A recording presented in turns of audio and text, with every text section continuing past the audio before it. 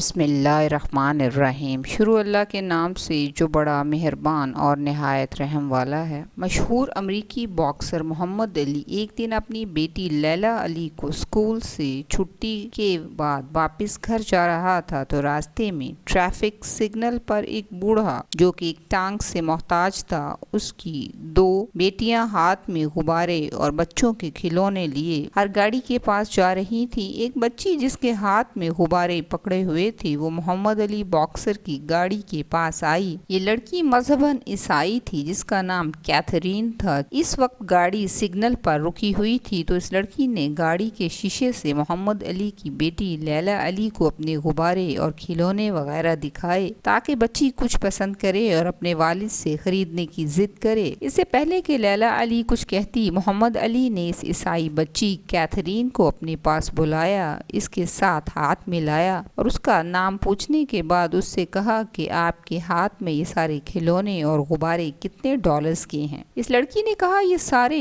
$60 کے ہیں۔ محمد علی نے اس لڑکی کے سارے کھلونے خریدے اور اسے $100 پکڑا دیے۔ اتنے میں ٹریفک سگنل سبز ہوا اور محمد علی اپنی منزل کی طرف روانہ ہو گئے۔ چند دن بعد صبح کے وقت محمد علی اپنے بچوں کو لے کر اسکول چھوڑنے جا رہا تھا کیونکہ اس کے گھر سے اسکول کا یہی مین راستہ تھا۔ جاتے ہوئے محمد علی کی نظر پڑی کہ دو لڑکیاں کھڑی ہیں جن کے ہاتھوں میں کھلونے ہیں، لیکن جس جگہ پر اس کے ساتھ ایک مرد جو کہ ایک ٹانگ سے معذور بیٹھا ہوتا تھا وہ نظر نہ آیا۔ محمد علی کہتے ہیں، نہ جانے مجھے کیوں عجب سا محسوس ہوا۔ میں نے اپنے بچوں کو اسکول میں چھوڑا اور واپسی پر جب میں اسی راستے سے گزر رہا تھا تو میں نے اپنی گاڑی کو ان دو کمسن لڑکیوں کے قریب ایک سائٹ پر کھڑا کیا اور ان سے دریافت کیا کہ آپ کے ساتھ جو ایک شخص یہاں کرسی پر بیٹھے ہوئے تھے جو ایک ٹانگ سے معذور تھے، غالباً وہ نظر نہیں آ رہے۔ تو ایک لڑکی جو کہ بڑی تھی اس کی آنکھوں میں بے ساختہ آنسو آ گئے اور کہنے لگی کہ سر وہ ہمارے والد تھے اور آج سے چند دن پہلے ان کا ایک کار ایکسیڈنٹ ہوا تھا جس کی وجہ سے وہ اب ہسپتال میں داخل ہیں۔ محمد علی نے افسوس کیا اور انہیں کہا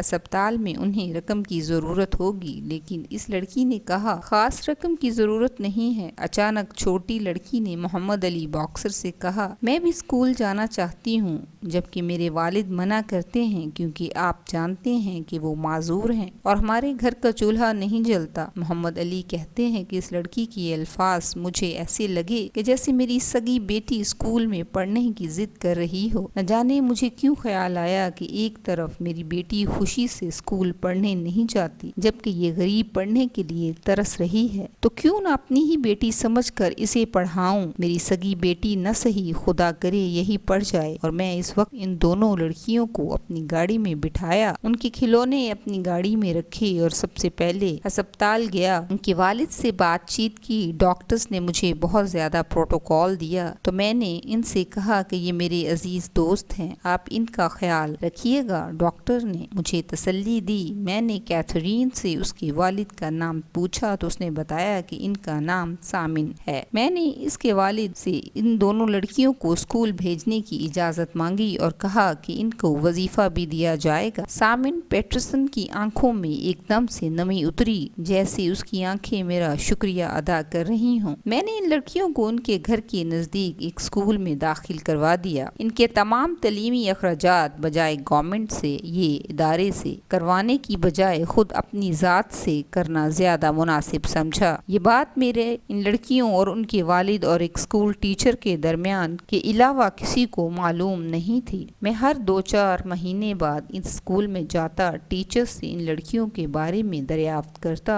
اور جو بھی رقم کی ضرورت ہوتی اس سے زائد رقم میں اس ٹیچر کو دے دیتا۔ الغرض کیتھرین ایک قابل لڑکی تھی جبکہ اس کی چھوٹی بہن بھی پڑھائی کی بہت شوقین تھی۔ اسکول سے کالج سے یونیورسٹی تک کا سفر یہ دونوں بہنیں طے کر چکی تھیں۔ ایک دن کیتھرین، اس کی چھوٹی بہن اور ان کا والد میرے گھر آئے، ساتھ میں کچھ تحائف بھی لائے۔ میں نے ان کا شکریہ ادا کیا اور ایک چیک بنا کر جب میں نے کیتھرین کے والد کو دینے لگا تو انہوں نے مجھے تشکرانہ انداز میں دیکھا اور کہا اب ہمیں اس کی ضرورت نہیں ہے۔ میں نے ان سے کہا رقم کی ضرورت کیوں نہیں ہے، کیا مجھ سے کوئی غلطی ہو گئی؟ انہوں نے کہا نہیں، آپ کے تو ہم پر بہت سے احسانات ہیں اور ہم ہمیشہ آپ کو دعاؤں میں یاد رکھیں گے۔ خدا آپ کو ترقی کی منزلوں کا مسافر بنائے۔ دراصل بات یہ ہے کہ کیتھرین کو ایک لینس بنانے والی کمپنی میں جاب مل گئی ہے جہاں پر اس کی سیلری بھی کافی اچھی ہے، لہٰذا ہمیں اب رقم کی ضرورت نہیں ہے۔ اور آج کیتھرین کو ایڈوانس میں پہلی تنخواہ ملی ہے جو ہم لے کر سیدھے آپ کے پاس آئے ہیں۔ محمد علی کہتے ہیں کہ کیتھرین اور ان کے والد تینوں کی آنکھوں میں آنسو تھے۔ مجھے ایسے محسوس ہو رہا تھا جیسے میں نے ان تینوں نہیں بلکہ 3 کروڑ انسانوں کی زندگی کو سنوارنے میں تھوڑا سا کردار ادا کیا ہے اور ان کی زندگی چمک اٹھی۔ خیر وہ کچھ دیر میرے پاس رکنے کے بعد اپنے گھر کو واپس لوٹ گئے۔ ایک دن کیتھرین کے آفس میں اس کے پروموشن کی پارٹی تھی اور مجھے بھی انوائٹ کیا گیا۔ وہاں ایک امپلائی نے بتایا کہ کیتھرین بہت ہی شاندار لڑکی ہے، سمجھدار اور ذہین ہے، اور ایک امپلائی نے مجھے بتایا کہ ایسی بات کہی کہ میں بے ساختہ رونے پر مجبور ہو گیا۔ کیتھرین نے اس کمپنی میں 4 لوگوں کی گزشتہ 2 سالوں سے مدد کر رہی تھی۔ ان چاروں کے تعلیمی اخراجات کیتھرین برداشت کر رہی تھی۔ اس کی پروموشن کی تقریب کے دوران ایک افسر نے انہیں ایکسٹرا بونس سے نوازا اور کہا کہ ہمیں معلوم ہوا ہے کہ آپ کمپنی کے 4 لوگوں کی کفالت کر رہی ہیں، ان کی تعلیمی اخراجات ادا کر رہی ہیں۔ کیتھرین نے روتے ہوئے محمد علی کی طرف اشارہ کیا کہ یہ تقریباً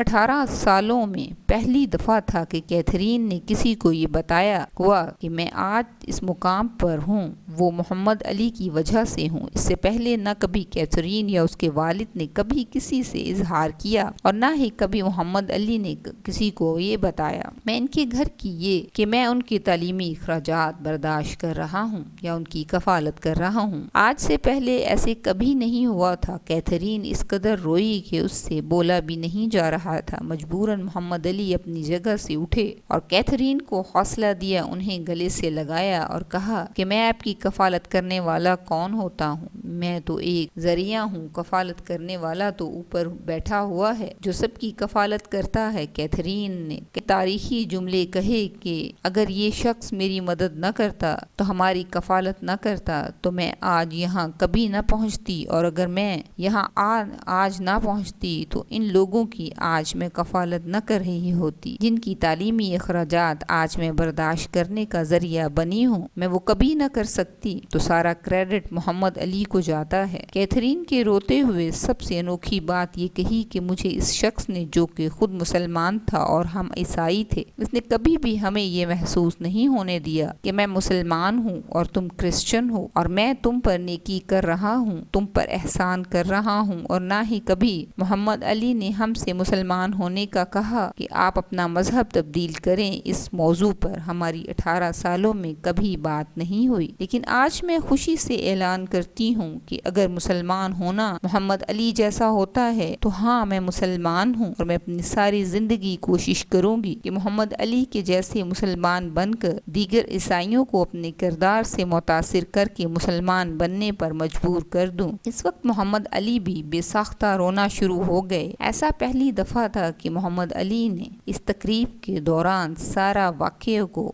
بیان کیا تو پورے ہال میں تالیوں کی گونج اور محمد علی کو خراج تحسین پیش کیا گیا۔ پھر بی بی سی کے ایک نیوز اینکر نے اس خبر کو شائع کیا۔ ویسے تو محمد علی کی پہلے ہی بہت پبلسٹی تھی، وہ ایک مشہور باکسر اور ایک نیک انسان تھے، لیکن اس واقعے کے سننے کے بعد ان کی عزت اور بڑھ گئی۔ لوگ وہی جہاں میں اچھے جو کام آتے ہیں دوسروں کے۔ محمد علی نے ایک دیا روشن کیا تھا، اس دیے نے آگے مزید 4 دیے روشن کیے۔ اسی طرح دیے سے دیے جلتے ہیں اور یہ روشنی پورے عالم میں پھیل جاتی ہے۔ اس میں کوئی دو رائے نہیں کہ مغربی تہذیب مشرقی تہذیب سے بالکل مختلف ہے۔ اگر یہ کہا جائے تو بے جا نہ ہوگا کہ مغربی تہذیب میں اکثر لوگ مسلمان نہیں ہیں، لیکن ان کی عادات، ان کے رویے، ان کے اخلاق مسلمانوں سے بھی زیادہ عظیم ہیں۔ وہ ایک دوسرے کی ٹانگ نہیں کھینچتے بلکہ ایک دوسرے کو سہارا دیتے ہیں، جس کی وجہ سے آج مغربی لوگ پوری دنیا میں اپنے اعلیٰ اخلاق کی وجہ سے جانے جاتے ہیں اور اپنی تعلیمی قابلیت کی وجہ سے